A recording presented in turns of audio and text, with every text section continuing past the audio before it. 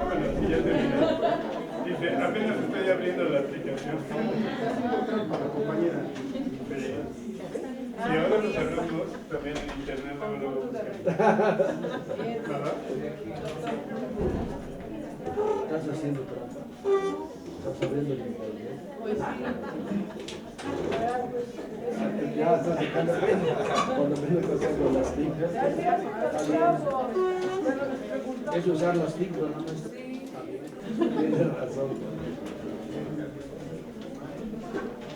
A ver. Entonces vamos a ver rápidamente algunas cosas. A ver, díganme estrategias para contestar reactivos. Lo primero, ¿qué consideran? Tu alumno te dice, ¿cómo contesto las preguntas del examen?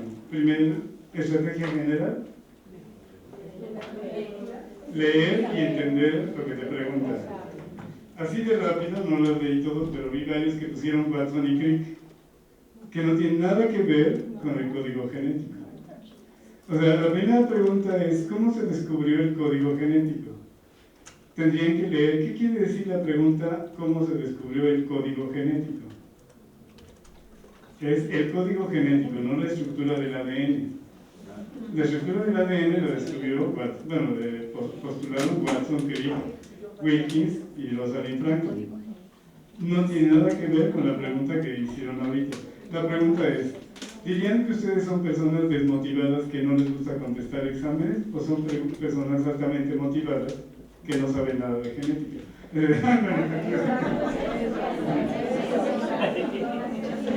O sea que algunos sí, no los he revisado, nada más me dio que, digo, lamentablemente sí varios se fueron con Watson y Crick. Nuevamente, ¿qué descubrieron Watson y Crick? La estructura del ADN. ¿Pero qué es el código genético?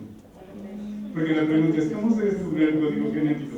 Primer problema, leer correctamente la pregunta. ¿Qué te están preguntando? Descubrimiento del código genético. ¿Qué es un código?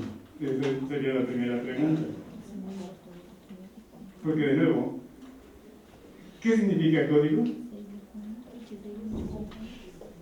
Pues ahí pueden ver, ese es el diccionario de la Real Academia de la Lengua Española. Entonces, lo primero que tendría que hablar con los niños es, vamos a hablar del código genético. Y a lo mejor ellos imaginan, el ADN. A ver, ¿cuándo dije que vamos a hablar del ADN? Dije, vamos a hablar del código genético. El primer problema es que los alumnos no entienden lo que estoy diciendo y no preguntan las palabras que estoy diciendo. Y se lanzan a contestar con lo que entienden. ¿O no? Y de nuevo, la estrategia inicial es leer cuidadosamente el enunciado y ver qué me preguntan. Entonces, me preguntan por un código.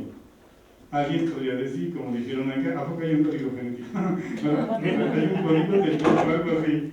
¿Qué es un código? De acuerdo a la Real Academia de la Lengua Española, un código es un conjunto de normas legales y sistemáticas que regulan unitariamente una materia, que esa no la tenemos.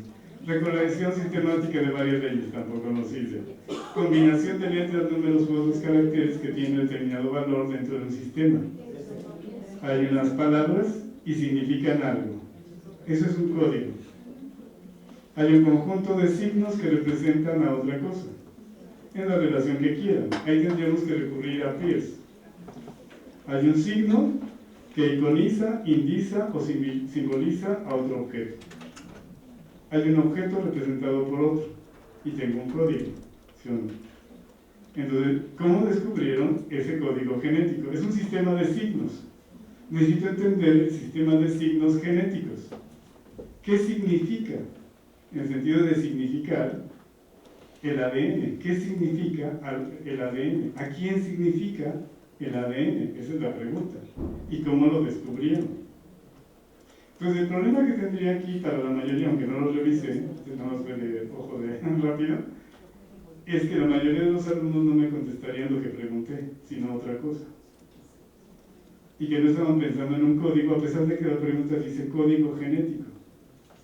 ¿O no?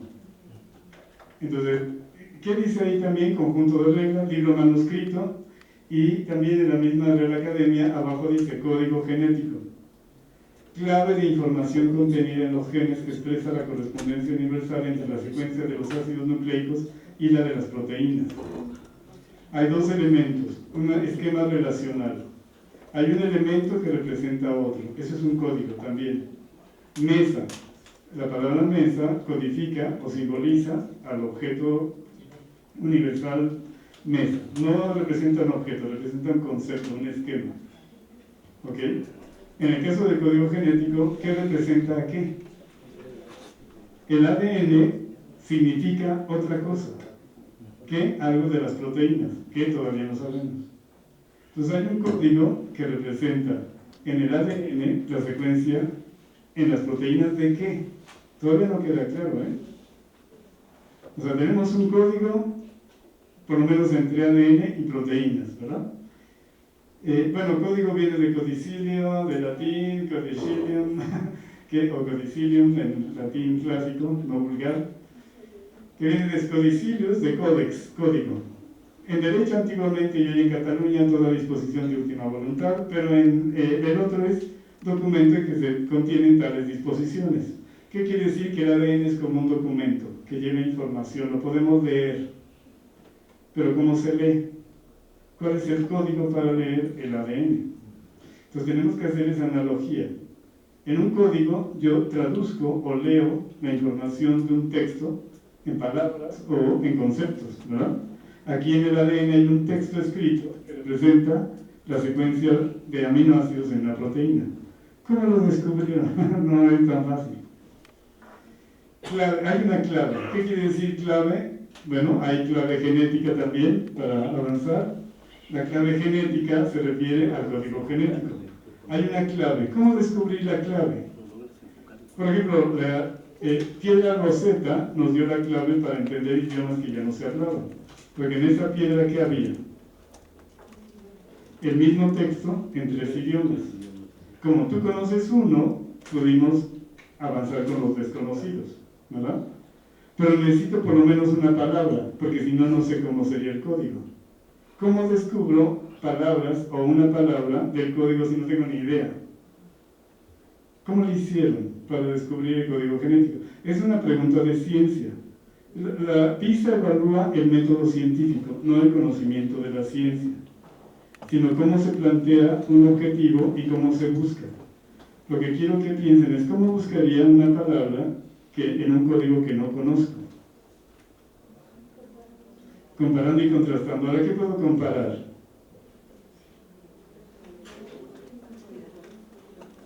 Si tengo un código desconocido, tendría que comparar.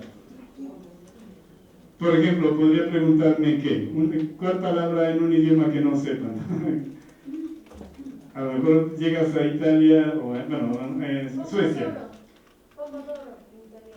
Ok, entonces con una palabra decir, bueno, ya me sé una, ya empecé a entender el código, ¿verdad? Ok, empezar con una palabra. Esa palabra, ¿qué significa en el mío, verdad? O sea, no que me hables, sino, oye, ¿cómo se traduce tu palabrita en el mío? ¿Verdad? Para empezar a integrar el mío. Es decir, la primera palabra que representa en la proteína. Ahora, ¿cómo se forman las palabras en el código genético? ¿Saben? El que sepa puede ayudarnos. Con letras, bueno, con bases, que se pueden representar por letras. Sí. ¿Qué es descifrar? Pues aquí lo que tenemos que hacer es descifrar el código genético. Descifrar, de acuerdo a la Real Academia de Lengua Española, es penetrar y declarar lo oscuro, intricado, ¿verdad? Es decir, tenemos que saber algo que no sabemos. Aclarar, ¿verdad? Vamos a descifrar. Nuevamente, el ADN, ya se sabía, está formado de adenina, guanina, citosina, timina. sustituye timina en uracilo. Y gracias a la secuencia de esas bases, se puede generar la secuencia de aminoácidos en la proteína. ¿Cómo saber la primera palabra? ¿Cómo son las palabras en el código genético? Si no tienen ni idea, tampoco los biólogos tenían ni idea en ese momento. O sea, ni idea. ¿Quién es biólogo? Parte del frente.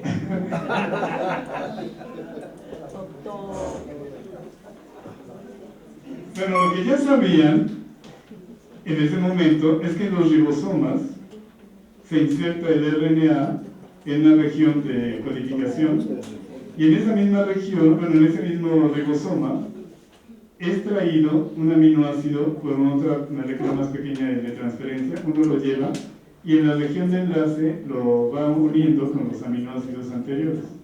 Pero no entra en el que caiga, tienen un orden, hay una clave. La pregunta es, ¿cómo se diseña un experimento para descifrar la clave? Esa es una pregunta del método científico, no es una pregunta de biología, es una pregunta de, tengo una pregunta, ¿cómo la resuelvo? Cuando le digan la respuesta va a parecer idiota, la respuesta, pero es que estos son genios los que han resuelto los problemas científicos. Primera cosa, no es observando, o sea, lo que se observaba era eso. Entonces si decías, pues vamos a observar, pues ya observaban y lo que se ve en el microscopio es cómo crecen las cadenas de proteína cuando un ribosoma recorre a un RNA de mensajero y va creciendo la cadena proteica. Entonces eso no te dice nada de la clave. Entonces, primer paso no es la observación. O sea, hay que hacer algo así. Digamos que en ciencia lo que hay que enseñarle al niño, cuando ahorita les voy a poner un problema de PISA, si nos da tiempo hoy, le pregunta, ¿cómo sabrías si las moscas les pasa una cosa o les pasa otra? Y no es observando, tienes que hacer control. Tienes que generar evidencias. En ciencia lo que tenemos que cambiar al niño el concepto es que la evidencia se construye, no existe. Las evidencias no existen, se construyen, las construye el científico. ¿Cómo sabemos que hay un bosón de Higgs? Porque el hombre construyó un acelerador de partículas gigantesco e hizo colisiones protón-protón y núcleos de plomo. Analizó los datos y hasta que encontró algo que parece que es el bosón de Higgs, pero ese no se ve. Se construye la evidencia, la evidencia es todo menos evidente. ¿Cómo construimos evidencia para ver el código? Tendría yo que ir con un italiano y que me diga una palabra y que me la traduzca.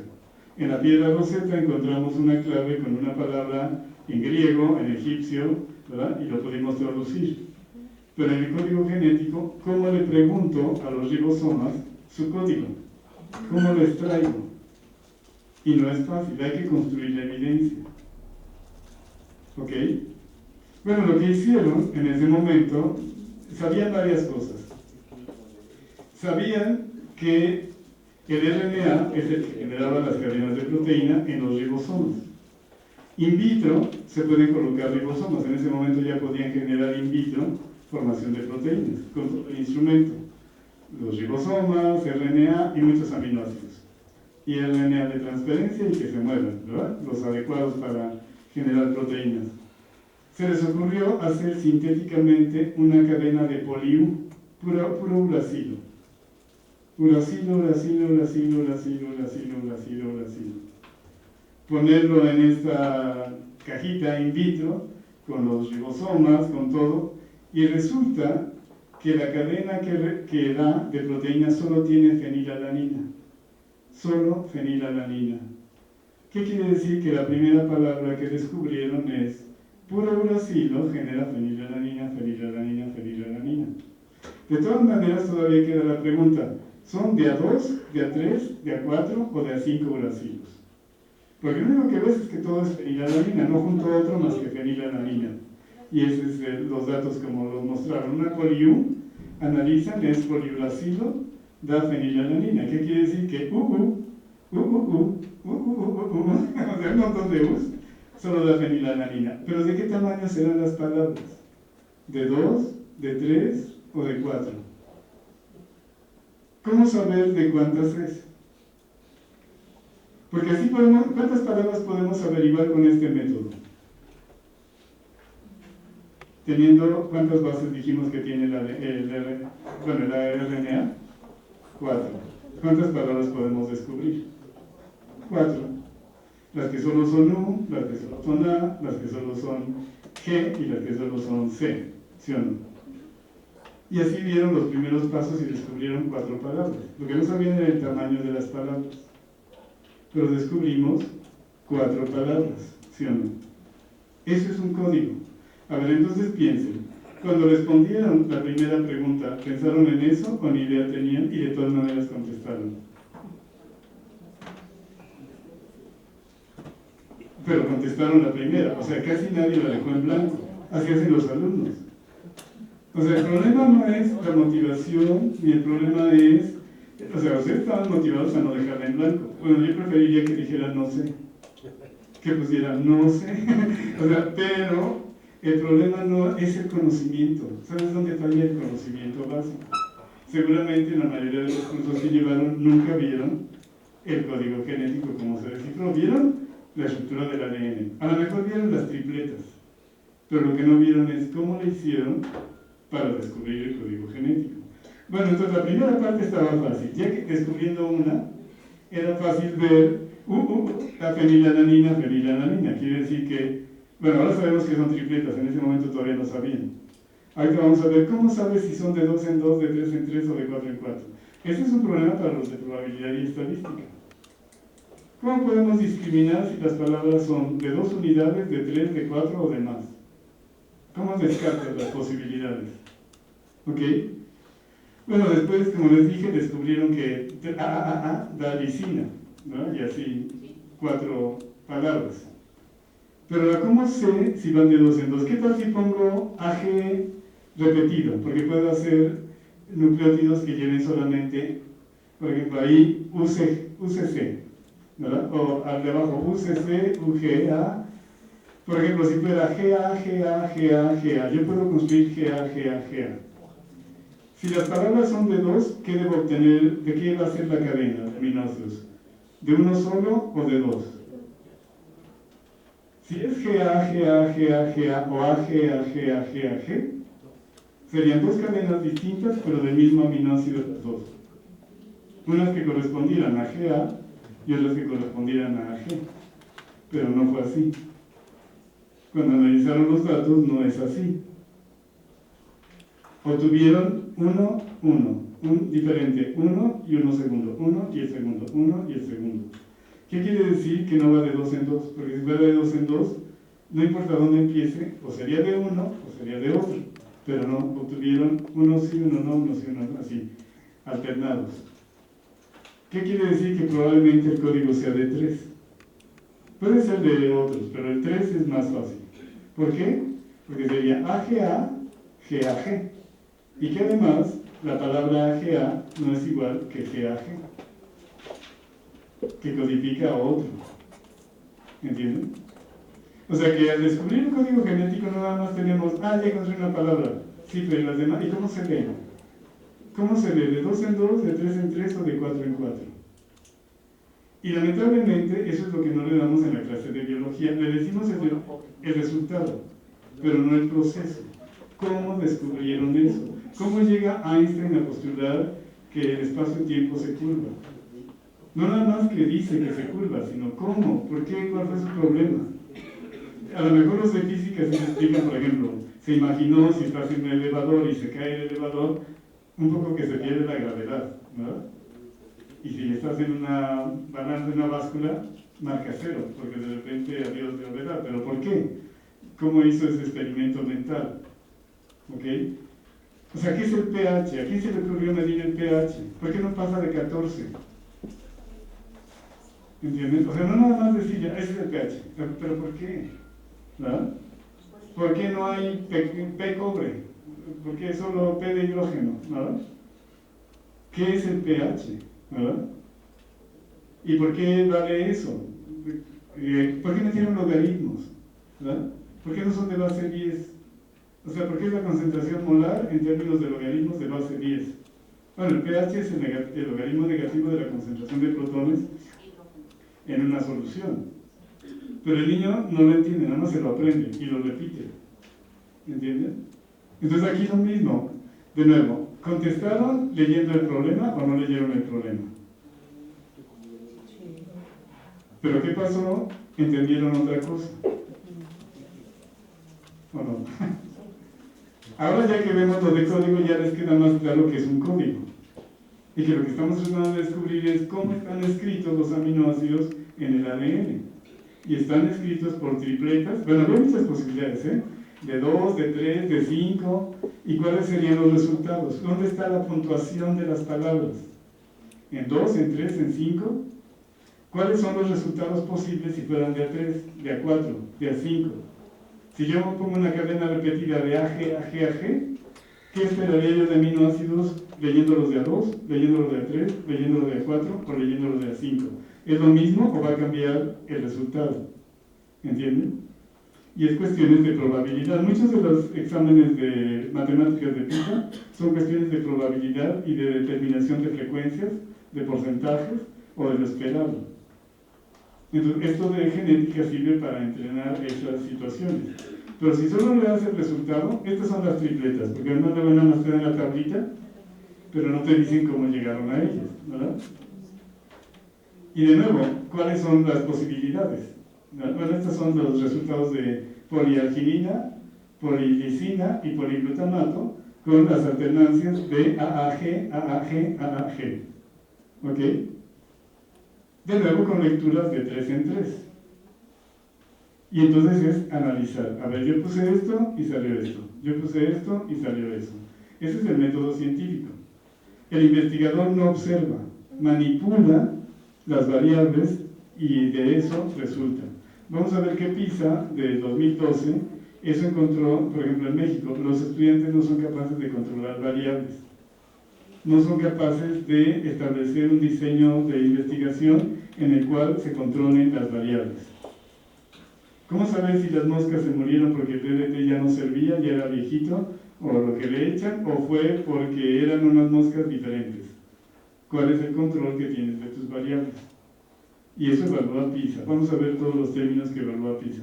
Enlace no ha llegado a esa sofisticación, pero este nuevo comité del Instituto Nacional de Evaluación para la Educación está intentando que algunos de los reactivos sean cercanos a los de PISA. Incluso ya está enviando instrucciones a los estados para que los maestros generen reactivos abiertos, no cerrados, que impliquen la aplicación del método científico y la aplicación de conceptos matemáticos a la resolución de problemas cotidianos. Ya no nada más es escoger la respuesta correcta, sino generar un modelo matemático, generar una respuesta científica o analizar un texto literario, que es la parte de reflexión y de análisis de un texto literario. En esos reactivos vamos un poco atrasados. Si queremos alcanzar este instituto, que eso se propone, al nuevo Instituto Nacional de Evaluación, tenemos que empezar a pensar en esos reactivos que evalúen más allá de la repetición de datos, ¿verdad? Ahora, de todas maneras implica vocabulario, ya les voy a enseñar eso. Si no entiendes código, lo que hay que decirle al alumno, como les dije a ustedes, no estás contestando lo que te pregunté. O sea, ni siquiera voy a revisar tu respuesta. El problema es que el primer paso, entender la pregunta. ¿Sabes qué? No entiendes las preguntas. Contestas lo que te suena, ¿verdad? Ciencia de PISA, la biología, la genética. Nirenberg recibió el premio Nobel por estos trabajos. Ese es Nirenberg y Mattei. O sea, porque no fue cualquier cosa descifrar esto. Y entonces ahí hay una página de ellos donde viene esto del código genético, el material que emplearon, el experimento de PolyU, lo que requirieron para hacer in vitro el sistema celular y bueno, las portadas de ese entonces.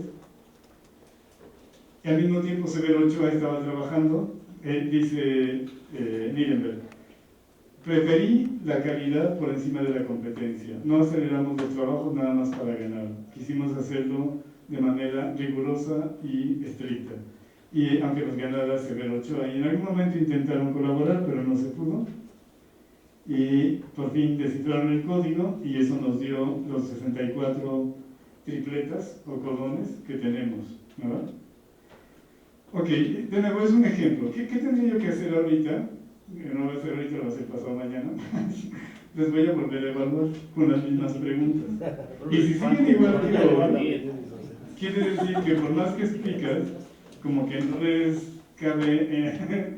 Ahora, ¿por qué se les avisa? Los alumnos deben saber que van a ser evaluados. Es que mira, ¿sabes por qué? Piensen en el deporte. ¿Por qué empiezas a mejorar tu entrenamiento? Porque vienen las Olimpiadas. Tú calculas para cuándo es la Olimpiada y dosificas tu entrenamiento. Igual el alumno debe saber que va a ser evaluado en 3 días para que aparte de lo que revisó en clase, se ponga en su casa a hacer ejercicios, a revisar el material, a meterse en la red y a aprender lo que se le está enseñando.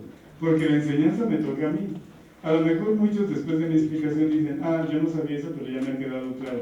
¿Te ha quedado claro? Si te hago examen, yo no sé qué tan claro quede. Si tú no trabajas y vas a revisar información en la red o a leer un poquito más, aprendiste un poco, porque de todas maneras aprendemos. Pero ¿qué tanto para sacar un 10 en un examen otra vez? Un examen de lo mismo. Entonces lo que hago es evalúo, paso los datos, enseñamos y evaluamos. A ver si es cierto. Porque de nuevo, a lo mejor dicen, ¡ay, qué bonita explicación! Sí, a mí no me basta eso. Quiero ver en el siguiente examen qué tanto realmente aprendieron y qué tanto podrían ahora sí contestar las preguntas que se les aplicaron. Entonces, nuevamente, ya vimos cómo juega América. Bueno, pues debiste atacar, no echarse para atrás. O sea, entonces no te sirvió de nada el aprender. Decimos en psicología cognitiva, el aprendizaje no es a través de la experiencia. Porque hay gente muy idiota que recibe la misma experiencia 20 veces y no aprende nunca nada, ¿verdad?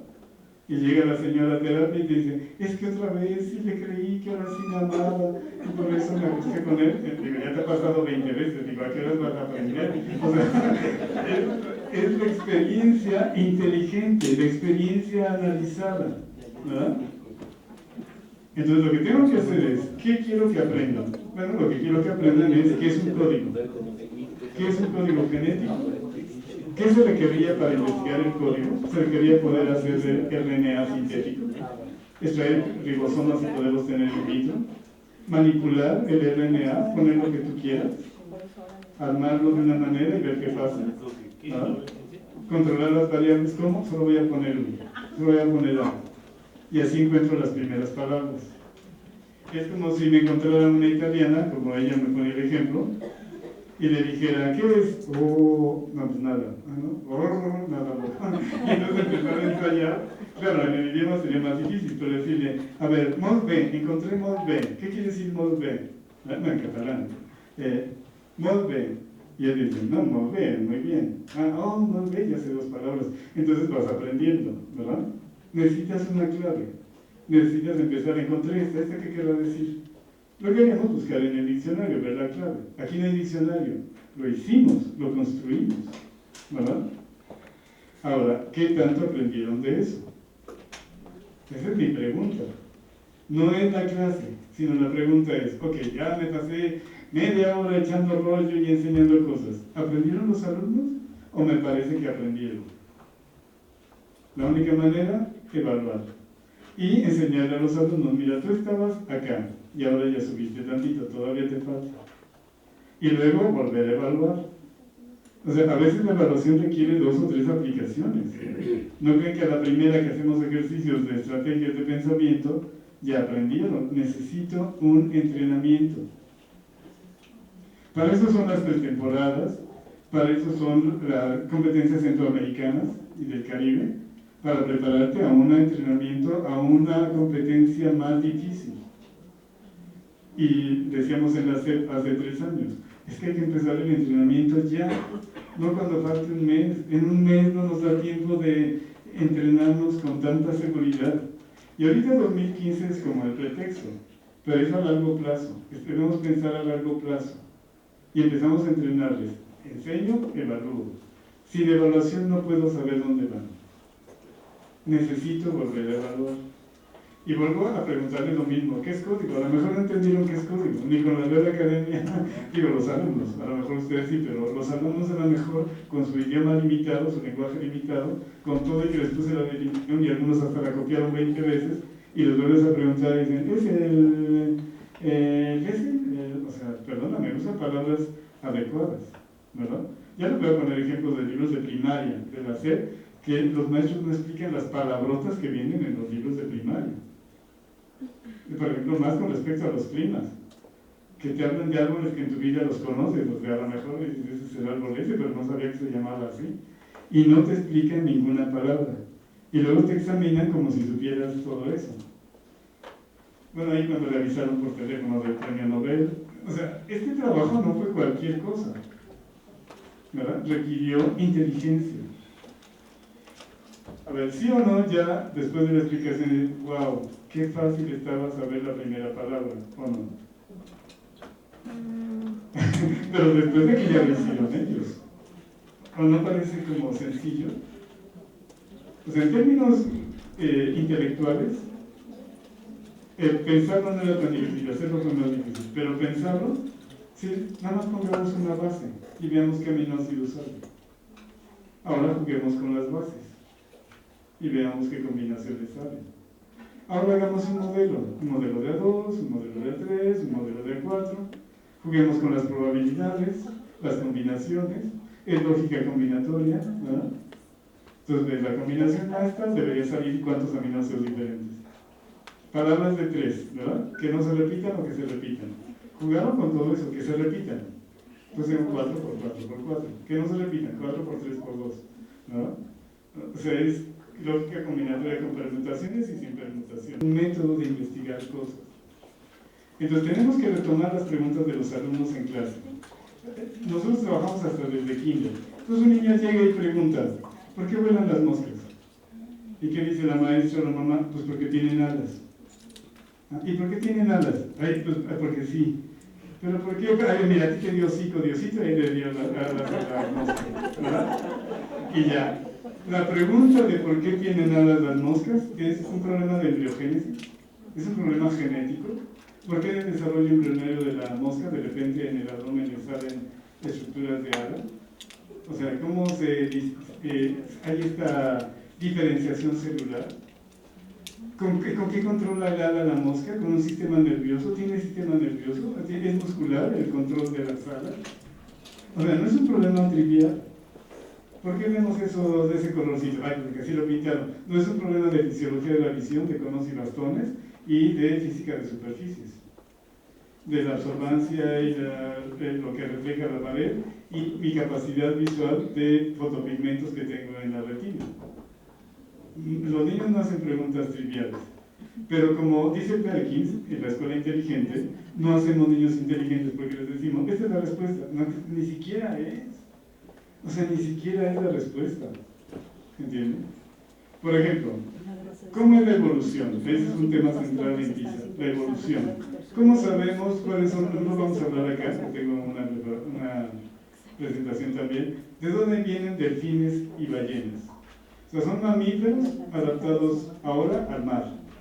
O sea, la evolución sale del mar y luego regresa. ¿Cuáles son los antecesores de los delfines y ballenas y cómo podemos saber? ¿Cuál es el método científico para determinar los parientes cercanos de delfines y ballenas? Anatomía comparada, como su estómago, es un estómago de rumiante, ¿verdad? Anatomía comparada, biología molecular, estudiar algunas secuencias genéticas de algunas proteínas y compararlo con hipopótamos, camellos, son cercanos a los hipopótamos, de acuerdo al modelo, ¿verdad? Las ballenas y los delfines. Paleontología, ¿cuáles son los ancestros? Por ejemplo, hay un resto fósil encontrado publicado en 2007, tiene un huesito parecido a delfines y ballenas entre los hipopótamos y las ballenas, el Indoyus que tienen esta. Entonces, anatomía comparada, biología molecular, o sea, es el método que usan los científicos, no inventan, comparamos, ¿verdad? Comparamos anatomías, comparamos secuencias genéticas, comparamos estómagos, comparamos cerebros, comparamos estructuras de aletas, manos, alas, ¿verdad? Por ejemplo, los dinosaurios, ahora sabemos o creemos, no es que sepamos, que el velociraptor tenía alas, bueno, digo plumas, perdón, no alas, plumas, ¿verdad? O sea, por los fósiles encontrados, ya casi con seguridad que tenían plumitas. Entonces, todo eso discutirlo en clase, no el resultado. No decirle, ay, ¿saben que el velociraptor tiene plumitas? No me digas, sí, sí tenía plumitas. O sea, no somos la comadrita. O sea, yo le digo a los maestros de primaria, el niño te pregunta, ¿cómo crecen las plantitas? Mira, Dios sí tiene su infinita sabiduría, hace que llueva, y entonces la lluvia se mete en la tierrita, y las plantitas con sus raícitas, como si tuvieran piecitos, lo jalan. Digo, para eso traigo al franelero. O sea, estudiaste maestría y doctorado para dar explicaciones de franelero. O sea, se necesita que le demos explicaciones lo más profundo que podamos para entrenarlo a pensar como científico. A eso Howard Gardner los llama mentes disciplinarias. Tiene un libro que se llama Five Minds. Él es autor de la teoría de las inteligencias múltiples. Uno de sus últimos libros se llama Cinco Mentes. No es de la noche a la mañana que pensamos como científicos.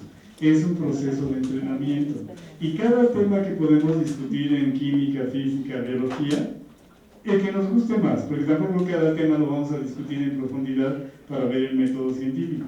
Pero uno que ustedes dominen, uno que se sepan bien, todo. Por ejemplo, estamos hablando de los protones, y de repente deberían preguntarte los niños, ¿qué significa protón? Bueno, viene del griego, protos, primero, on, partícula, ¿verdad? Por ejemplo, prototipo es el tipo primero, protos, primero, tipo primero, de donde copian los demás, ¿verdad? Protozoario, un usuario inicial, ¿verdad? Entonces, explicar hasta de dónde viene la palabra, por ejemplo, por eso les ponía de la Real Academia, viene heterotrímero, por ejemplo, las proteínas G son moléculas heterotriméricas, heteros, distinto, tres, meros, partes, tiene tres partes distintas, una subunidad alfa, una beta y una gamma, que así se han llamado porque así va el orden del alfabeto griego, alfa, beta, gamma, no es que nos saltamos la C, sino que no hay C, entonces alfa, beta y gamma. ¿Y cómo es el alfabeto griego? Pues se lo pones y le explicas, ¿verdad? Que se usa mucho en física, está para la longitud de onda, lambda, está pi, está rho, para la correlación y para otras cosas, para la densidad, entonces explicarle cada palabra. Es decir, vamos a construir, pero no podemos construir aquí arriba.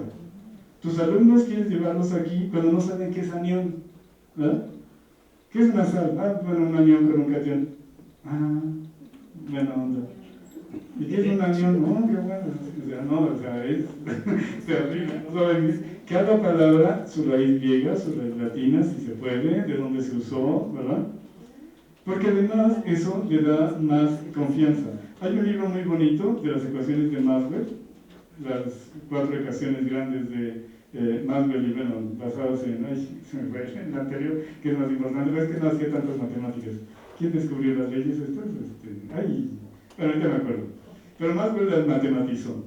Bueno, ese libro viene de ¿por qué es el exponente aquí? ¿Qué significa ese exponente? ¿Qué significa la integral con una bolita en medio? ¿Por qué tiene una V? ¿Por qué tiene una tal cosa? Todo. O sea, yo no voy a avanzar hasta que no me entiendan esta relación. Todita, ¿verdad? Toda, ¿verdad? Y que además lo dominen. Raíz cúbica de 2 a la quinta es 2 a la 5 tercios. ¿Por qué? Bueno, podemos expresarlo con exponentes fraccionarios, ¿verdad? A ver, hacer muchos ejercicios de estos, hasta que dominen. Porque luego lo que también no saben, que viene en PISA, son símbolos que dicen, o representaciones numéricas que no están acostumbrados. Tienen que dominar esa parte, la básica. Y es lo que, tú puedes decir, estoy perdiendo el tiempo. No, es que sin eso no van a poder resolver problemas avanzados. Y entonces en nuestro examen vamos a preguntar así, desde la definición de la palabra hasta que integren el concepto. Entonces vamos a tener 10 reactivos que vamos a evaluar para ver dónde se atoró mi alumno. En lo básico, hasta dónde llega, ¿verdad? Algunos alumnos esperamos que los mejores lleguen hasta el concepto integrado, pero otros es que no pueden avanzar porque no saben ni qué es mesón, o pión, o bosón, o sea, no saben distinguir entre bosones y fermiones. O bueno, no saben cuál es la estadística de Bose-Einstein y cuál es la de Fermi, ¿verdad? Si el spin es entero o el spin es fraccionario. O sea, no saben operadores lineales, no saben álgebra de Lie. ¿Cómo les vas a explicar mecánica cuántica? O sea, ya estás en teoría cuántica de campos y ellos no saben ni operadores lineales, o sea, es muy difícil, ¿verdad?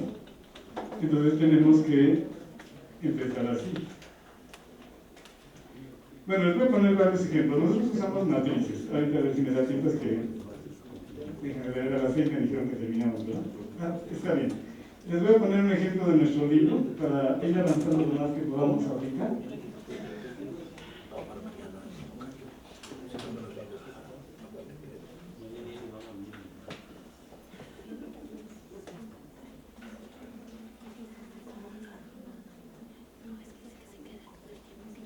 Entonces, cuando definimos un concepto, por ejemplo, ave, ¿qué es un ave?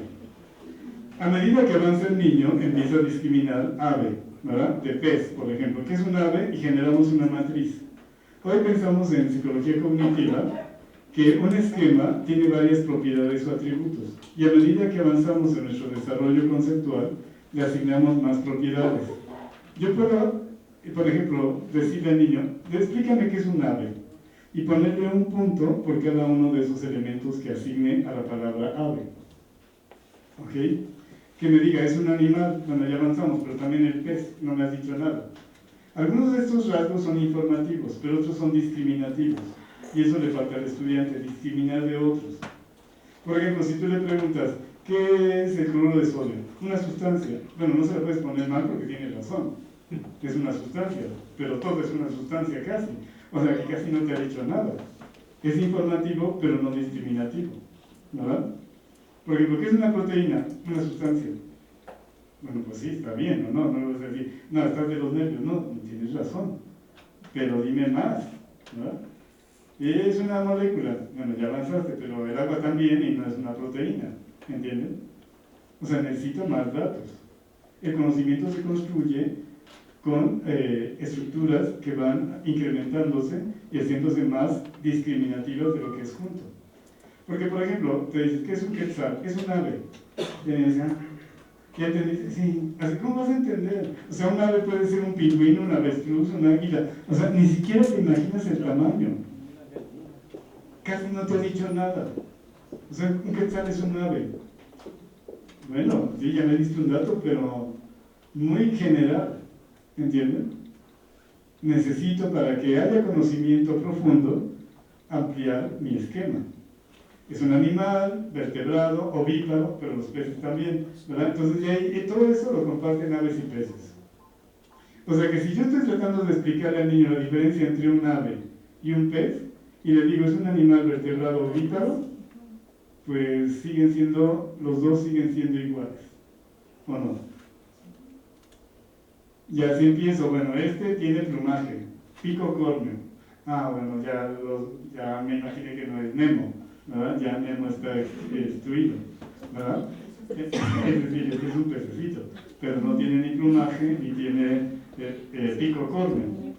Patas y alas. Puede volar porque no todas las aves vuelan. Ahí no digo vuela, porque hay un condicional de puede o no, es lógica modal. Puede o no volar, ¿verdad? Entonces, al principio el niño puede decir, las aves vuelan. Bueno, las gallinas no, los avestruces tampoco, ni los pingüinos, y son aves.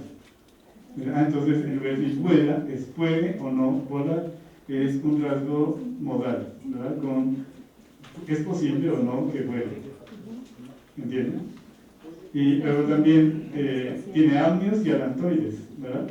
Escamas me faltó de este lado, pero las aves también tienen escamas en las patas, casi todas las aves son escamadas en sus patas, por su vinculación con reptiles y con...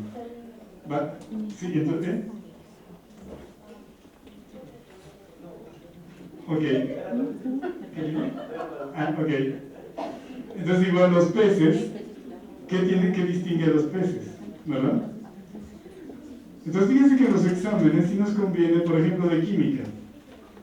Contrasta y compara aminoácidos con azúcares, ¿verdad? ¿Cómo distinguirías una fórmula de un azúcar con la de un ácido? ¿Cómo distingues una elipse de una hipérbola? Los que cada vez tienen más experiencia parece que le adivinan, y entonces el amigo dice, ¿y cómo sabes qué es parábola? ¿Y cómo supiste que era hipérbola? O sea, como que si fuera magia. Cuando tú puedes escribir, ¿por qué no es Por ejemplo, si tienes x cuadrada e y no al cuadrado, casi seguro que si es una cónica es una parábola, ¿verdad? ¿Verdad? No es lo mismo el producto de los sumatorios que el sumatorio de los productos de las diferencias de las puntuaciones de cada grupo con respecto a su media. Y tienes que poder... Y la primera pregunta es, no me hagas las fórmulas, escríbeme qué significa esta fórmula. ¿Cómo se lee en español esta fórmula? Léemelo, ¿verdad? Por ejemplo, desde primaria, pero escríbeme 15 doceavos, con ortografía correcta, los acentos donde van y cómo se lee, ¿verdad?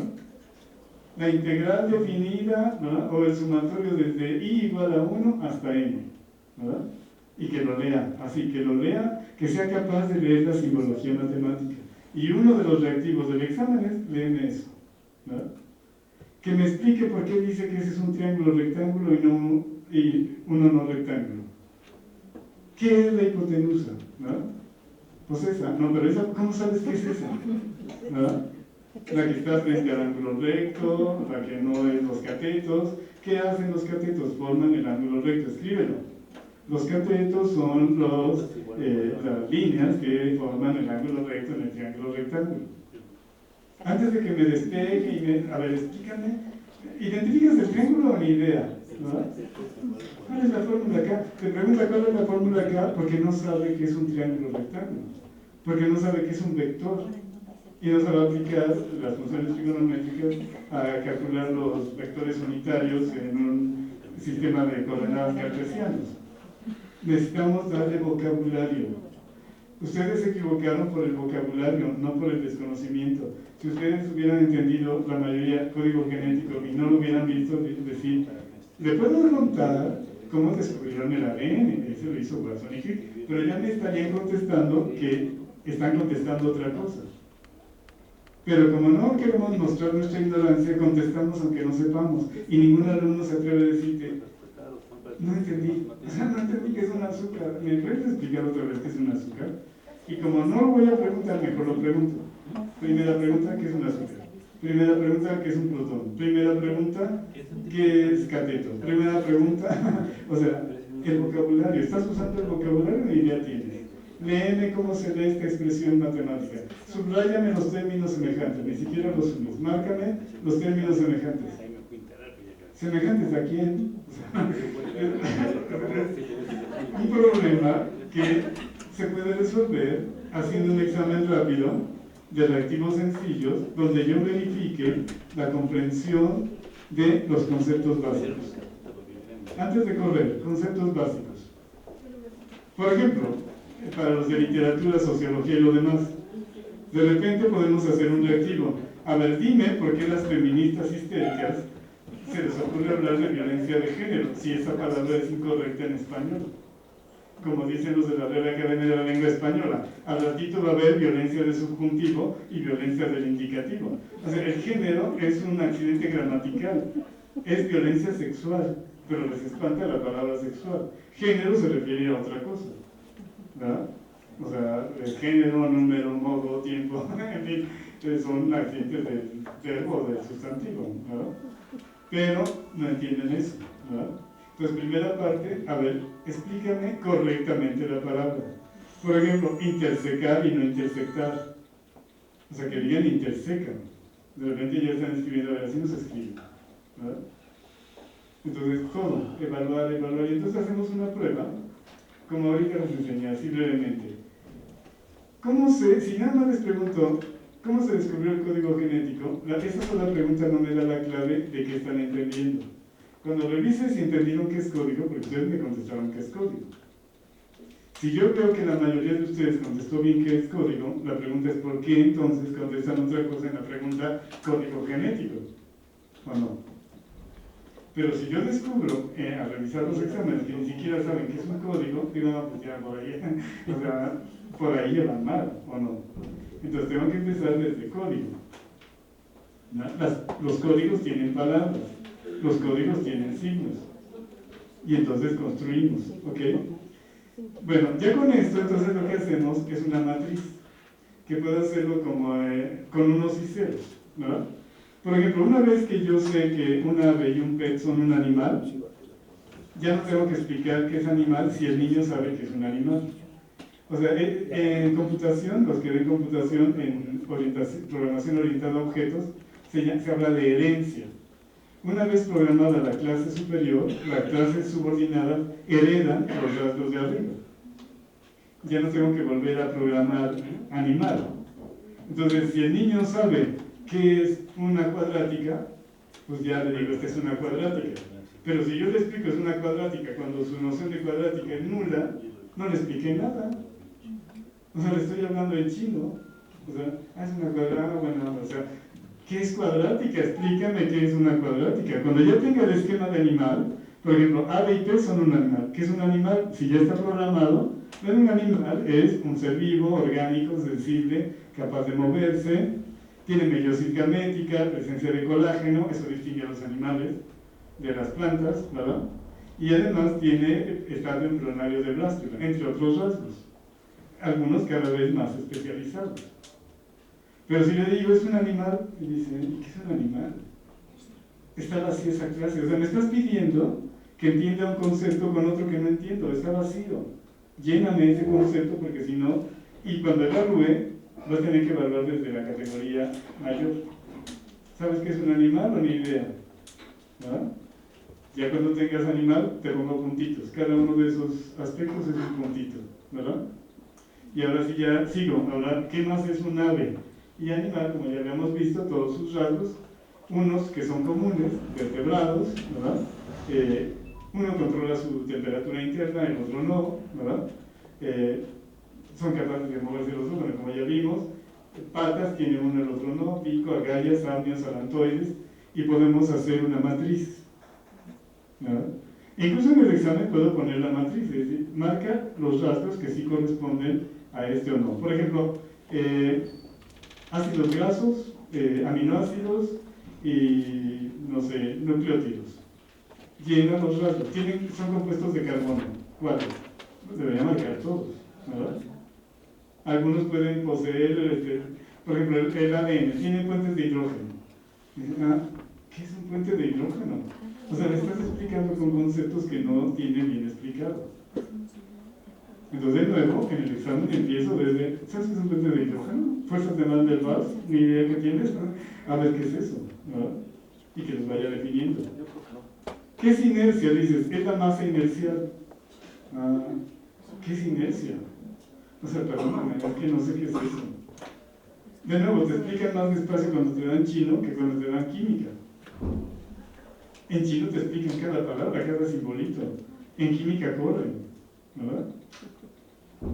O sea, dices, la pendiente de la recta, y cuando delta X tiende a cero, o sea, con pendiente, mi mamá decía, estate pendiente por si viene, y tiende la cama, o sea, pero tiende a cero, o sea, no sé qué es tiende a cero, y pendiente, o sea, no son palabras que usen términos técnicos, las conoce y cree que las entiende, por eso no te pregunta, sí, ya la vi, sí, pero no la viste en matemáticas, la viste en tu casa, y significa otra cosa.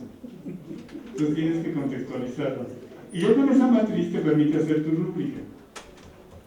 Por ejemplo, Primera Guerra Médica y Segunda Guerra Médica. Batallas importantes. En la primera, Maratón. En la segunda, Micala, Platea, Salamina y las Termópilas, ¿verdad? Contrincantes. ¿Quién era el rey de los persas? En la primera, Darío. En segunda, Jerjes, ¿verdad? De los griegos, ¿quién estaba? Así, Temístocles.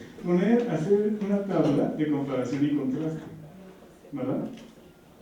Y entonces, ¿y por qué se llaman médicas? Antes de ahí tienes que empezar.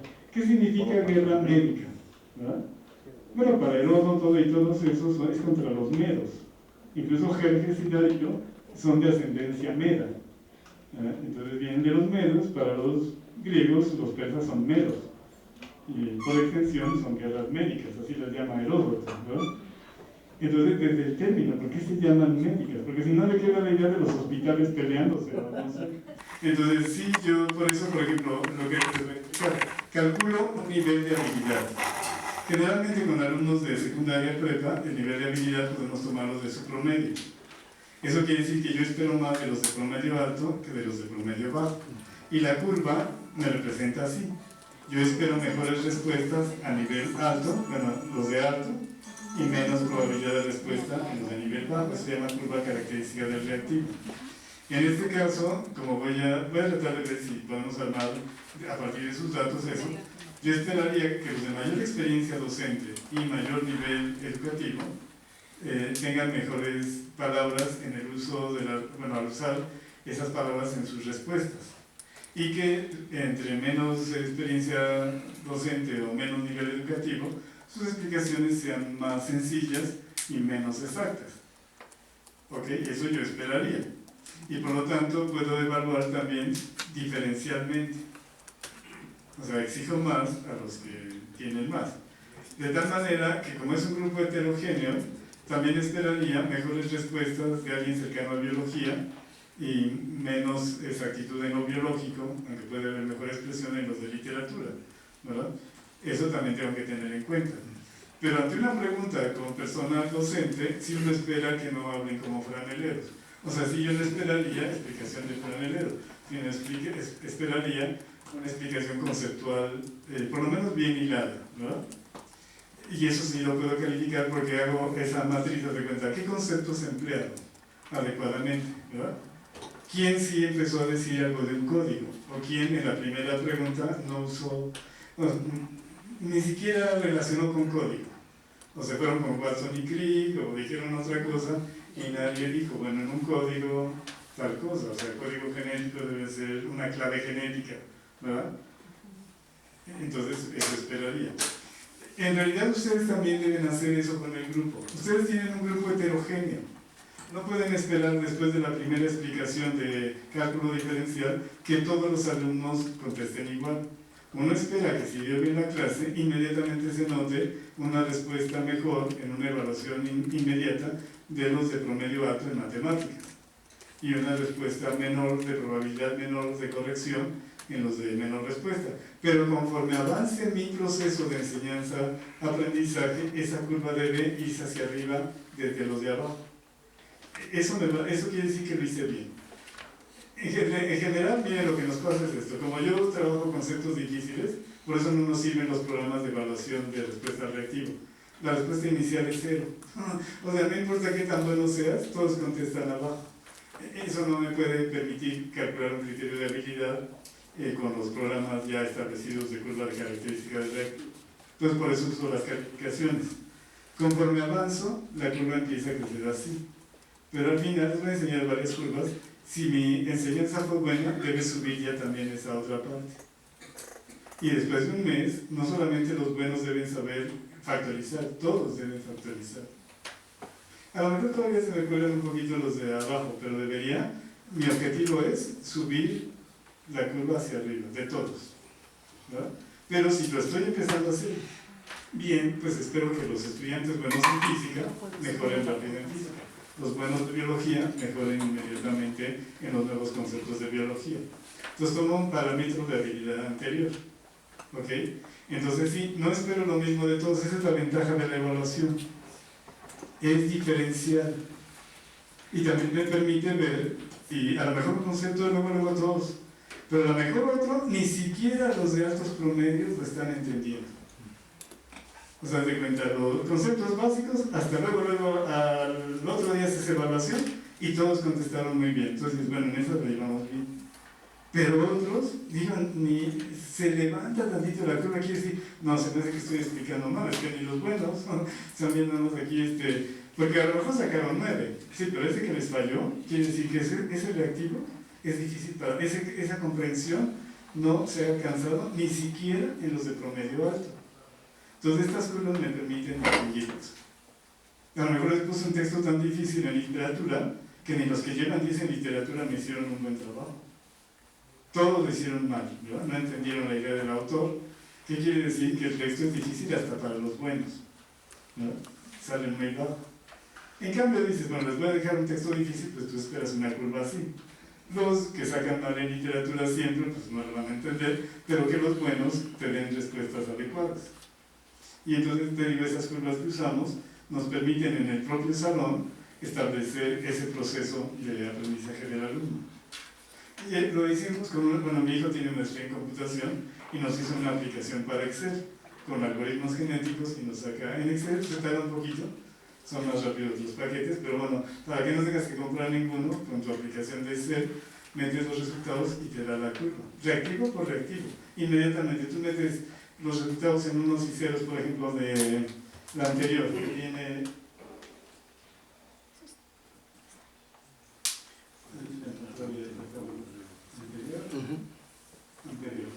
Por ejemplo, que tuviera 12 reactivos, que ponga que tiene patas, que tiene alas, que tiene todo.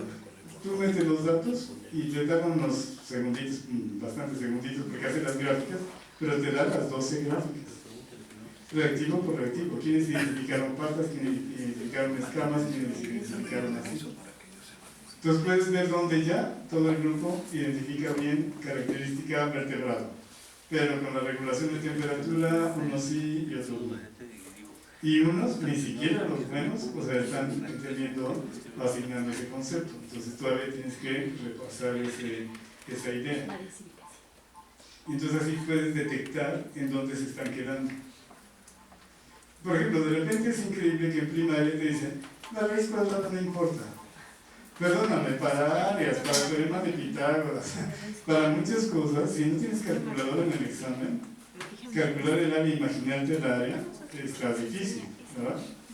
O sea, puedes medio aproximar, pero sí necesitas pues, la práctica de eso. Y entonces ahí se queda. Ahora puedes decir, déjenme indicarlo. Vamos a ver varios ejercicios de matemáticas vinculados con los programas de bachillerato. Y de nuevo, desmenuzarlos. O sea, hacerlos de tal manera que detecte hasta dónde se atoró mi grupo. ¿Ok? Ahora, no lo quiero decir feo, pero lo primero que tenemos que pensar, una manera de asegurar que sí lo estoy haciendo medianamente bien, es que por lo menos el 10% más alto de mi grupo lo haga perfecto. Si no logro que ese 10% alto de mi grupo lo esté haciendo perfecto, no estoy explicando bien, porque ni siquiera eso lo están entendiendo, como en la prueba de PISA. Debo tener por lo menos asegurado que cuando venga enlace, ese 10% brillante nos sube el promedio a todos.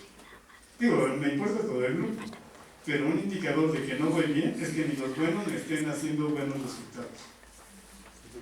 O sea, no es posible que en alguna escuela de ustedes, de las que salieron mal, no haya buenos estudiantes. Entonces ahí lo que tenemos que preocuparnos a ver qué está pasando con nuestros buenos estudiantes. Hay que hacer que estos estén contestando bien, se motiven, lo hagan mejor y contesten mejor. Eso nos va a subir el promedio. Pero si ni los buenos están contestando bien, nos vamos quedando atrás de todos. Porque no crean que las escuelas que están saliendo bien es porque todos los alumnos de esa escuela están saliendo bien. No, probablemente están saliendo bien los mejores de esa escuela y están subiendo el promedio. Entonces, ¿qué necesitamos? Empezar a trabajar bien. También con todos, pero nuestro indicador son los buenos.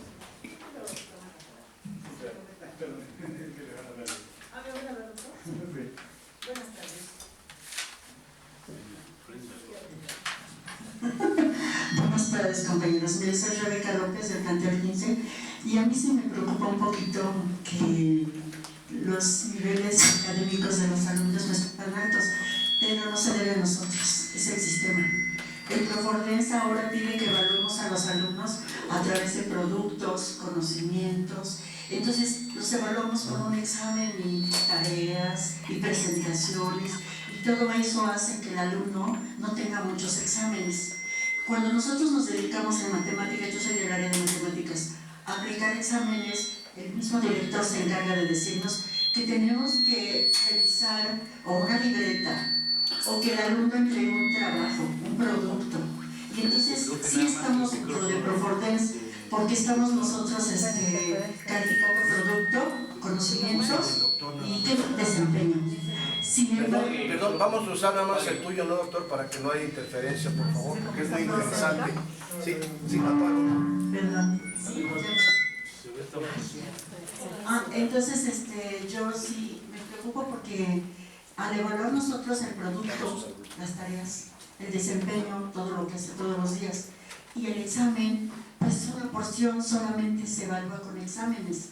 Si nosotros fuera como hace tiempo, que les dedicamos 2 o 3 exámenes más dedicado a los exámenes que a la tarea y a lo que hacen diariamente, seguramente esto mejoraría. Los alumnos que tenemos nosotros en colegio de bachiller son inteligentes, ya los hemos probado, son muy inteligentes, pero les falta entrenamiento. Lo vemos cuando están las Olimpiadas. Las Olimpiadas de Matemáticas es una prueba de que los alumnos, claro, participan los mejores, se esmeran, se desempeñan y logran un buen lugar en algún espacio. Ahorita con lo de la prueba en clase, pues yo creo que es un compromiso de todos, pero también tenemos que ponernos de acuerdo cómo vamos a estar trabajando con esto. Las asesorías estamos todos de acuerdo que hay que darles. Sin embargo, los niveles que usted maneja deben ser homogéneos, todos trabajar el mismo material y el mismo nivel. Esa sería mi parte. Sí, pero yo no hablé de exámenes, hablé de evaluaciones. En realidad es que esto que hicimos no es un examen, es una evaluación. O sea, yo puedo decir, vamos a hacer un trabajo en clase, y el trabajo es que me contesten esto. Y lo vamos a hacer una semana, como ahorita, después les doy entrenamiento y los voy a hacer que hagan otra evaluación, otro trabajo. Es un trabajo. Además entregamos, como dicen las rúbricas, la evidencia. Porque el trabajo no tiene que hacerse en casa, es más, yo creo que el trabajo debería hacerse en clase. O sea, aquí analizamos lo que es una proteína. Hagan un dibujito de una proteína. A ver, tu dibujito, ¿qué es esto? ¿Verdad? Es un enlace, pero este es doble. Ponle otra cosa para que señale que es doble. Porque aquí hay un enlace doble. ¿Qué proteína representa? No, a mí no me inventes. A ver, me pones una de verdad. O sea, puedes abrir lo que sea. Y tiene que ser en clase, y lo podemos hacer acá, y la evidencia es de la clase. O sea, si quieren no lo llaman exámenes, o sea, para quitarle la palabra. Para mí se llama evaluación, pero es una evaluación del trabajo en el aula. Ahora, el trabajo puede ser hacer un ejercicio. Ellos pueden decir, ¿es examen o no? Bueno, si quieren háganlo juntos, pero ahora vienes y me explicas, a ver, pasa el pizarrón y me explicas lo que hiciste. Aunque te hayan ayudado, no me importa si te ayudaron. Quiero que me expliques, que uses las palabras matemáticas y científicas adecuadas para explicarme eso. Y también puedo tener mi situación de registro y decir, a ver, esa palabra no está bien, ¿quién me la explica bien? Él no entendió qué es bosón, ¿quién entendió bosón? Tal cosa, a ver, ¿ya te explico? Explícame el bosón otra vez. O sea, ¿por qué tiene que ser un trabajo primero escrito? Eso también, miren, yo estoy en contra de los trabajos escritos.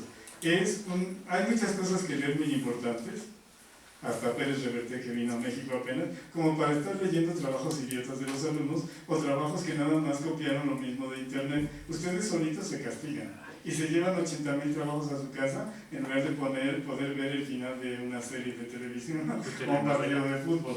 Lo que tienen que hacer es que el trabajo se revise en la escuela y decir, a ver, eso que pusiste está mal, corrígelo y revisa con tu amigo que lo tiene bien. Y me lo traes y me lo explicas acá. ¿Para qué nos llevamos el trabajo a clase? Porque lo importante no es el trabajo escrito. Lo hemos revisado en una prepa, los trabajos de historia, es que son increíbles. Si supieran lo que ponen en los trabajos, serían historiadores. O sea, les dejan un trabajo del periodo napoleónico y te dan con imágenes, con texto. Les examinas, a los alumnos no saben nada de Napoleón. O sea, ¿dónde está? El material está aquí, pero no está acá. En cambio, si yo llego a ver, no quiero el trabajo, escríbanme lo que encontraron de Napoleón. Escríbanme sobre la construcción de París, cómo hizo la vía al Louvre, ¿verdad? ¿Cómo la diseñó? ¿Qué pasó en tal época? O de las guerras médicas que estamos hablando para no hablar de Napoleón, ¿verdad? Para que me dijeran, no quiero el trabajo, no me lo voy a llevar. Aquí escriban el resumen de su trabajo. Explíquenme la repercusión de que Atenas ganara en la batalla de Salamina, ¿no? ¿De dónde salió el dinero para construir los trirremes? Y explíquenme cómo convenció Temístocles a los atenienses para hacer los trirremes. Esas tres cosas, ahorita me las llenan. Aquí las reviso, aquí les digo, no, a ver, tu trabajito no dice eso, ¿eh? O sea, porque de nuevo, ¿para qué se llevan 80,000 trabajos a su casa cuando podrían estar leyendo novelas, literatura, ciencia y todo lo demás? El trabajo más importante ocurre en el salón de clases. Entonces ya te dejé investigar, pero ahora cuéntame, no me entregues tus kilos de hojas. Quiero que me cuentes. Y por escrito para que participen todos, a veces tenemos 40 alumnos o 50. Y rápidamente revisar, a ver, así como ahorita, tampoco necesito profundizar. Ya si quiero hacer un estudio, esto no sirve para publicar, ¿eh? O sea, podemos ver la mejoría de un grupo en 3 meses. Y mi compromiso con el director es eso. No nada más les voy a dar el curso. Cualquier grupo de ustedes que se interese por hacer un seguimiento serio de evaluación y mejorar sus formas de evaluación y ver las curvas de rendimiento y presentar en una ponencia, en un trabajo. Así estaban mis alumnos y hoy están así. Aumentaron en este concepto, se atoraron en este otro y lograron esto. Es más fácil, es mejor que solamente ver 10 y 9 o promedios fríos. Pero lo mismo, ¿para qué me llevo los trabajos a leerlos? Aquí los reviso, ¿no? Y corrijo cuando hablo. Bueno, aquí también hasta me sirve para corregir a mí. A ver, ¿de dónde sacas esa palabra? A ver, tú que traes tu móvil, abre la Real Academia de la Lengua Española y dime si existe la palabra interactuar. O sea, nada más hablas por... interactuar no existe en español. Se dice interaccionar, pero no todos dicen interactuar. ¿Verdad? Por ejemplo, ayer estaban hablando de Colombia con donde sale Aristegui, pero en un noticiario, y todos los colombianos correctamente dicen el cartel de la droga, no el cártel. Cartel no tiene tilde, ¿por qué dices cártel? Entonces allá dicen correctamente y además ahí empezaron. Entonces, si vas a decir cártel, le pones tilde, si no, no digas cártel, se dice cartel. Y se dice novel y se dice panel. Entonces todo eso, el español y todo, tengo que oírlos porque si no, no hablan bien. Que expliquen el concepto. Y de nuevo, así también, luego, miren, no sé si les pasa a ustedes, pero de repente, cuando explicas bien, en 10 minutos ya terminaste. Y dices, no, ya empiezan a dar la otra, ¿por qué? A ver, escribí todos, los de los cromosomas, escríbanmelo ahorita, ¿verdad? Y se quedan callados y vayanme pasando sus trabajos. Bueno, tú ya lo escribiste bien, ahora hazme un dibujito del cromosoma, saca tu libro, a ver, ¿dónde está la cromatina? ¿Qué es la proteína del cromosoma? A ver, ahora explícame la proteína del cromosoma, hasta que mejoren su vocabulario. O sea, es de practicar acá. Y entonces, si quieren, le quitamos la palabra evaluación y hacemos lo que se llama portafolios de aprendizaje, donde vamos poniendo las evidencias alumno por alumno. No, me la llevo a mi casa, la reviso acá, la corrijo acá y ponla en tu folder, ¿verdad? A ti ya no me dices que mañana me lo enseñas. Bien. Sí, porque hoy es de evidencias. Y pueden juntarlas. Digo, es que lo más fácil es que lo hagan en su casa y que me lo den y a ver si lo reviso, ¿no? Por ejemplo, hay una maestra obsesiva en esta prueba que asesora, que lo que hace es, rechaza lo de internet porque se mete las primeras palabras, aparece en internet y ya ni lo leen. Ya, regresado, esto está copiado. ¿No? Pero ese es un trabajo que tienes que estar haciendo en tu casa y revisar en la red, ¿no? ¿Para qué lo haces? Mejor pregúntale, a ver, ¿tú lo hiciste? Cuéntame, aquí en esta hoja, escríbeme el resumen. ¿No? Llévate tu trabajito y déjame tu hoja. Es más valiosa tu hoja que hiciste ahorita que tu trabajito que me trajiste de tu casa. Entonces empezar a cambiar en un procedimiento de todo lo que digas puede y será usado en tu contra. Si tú me traes, tú me traes un trabajito que dice no sé qué, a ver, el compañero nos va a explicar este texto tan interesante que trajo de la filosofía medieval. A ver, explícanos tu concepto de acá. No, es que ahí dice, bueno, ahí dice, a mí no me importa que esté aquí, a mí me importa que esté aquí. Y no está aquí. Cero. No sirve tu trabajo. Digo, aunque oiga, pero yo así soy, ¿no? Cuéntame lo bonito, explícamelo bien y te vale el punto. Y en 3 kilos de trabajo no vale nada. Tiene que estar acá. Y de nuevo, estamos desarrollando la capacidad de explicar. Y que entiendan, aprender es poder explicar. Si no lo puedes explicar, no me importa que lo hayas puesto ahí. Explícanos. ¿Verdad? Y entonces comentar. Entonces, nuevamente, si quieren, quiten la palabra de evaluación. Empecemos a hacer portafolios de aprendizaje, proyectos a largo plazo, evaluaciones continuas, de escribir acá. Y de nuevo, hasta la ortografía, ¿verdad? O sea, esto va con C, esto va así, esto va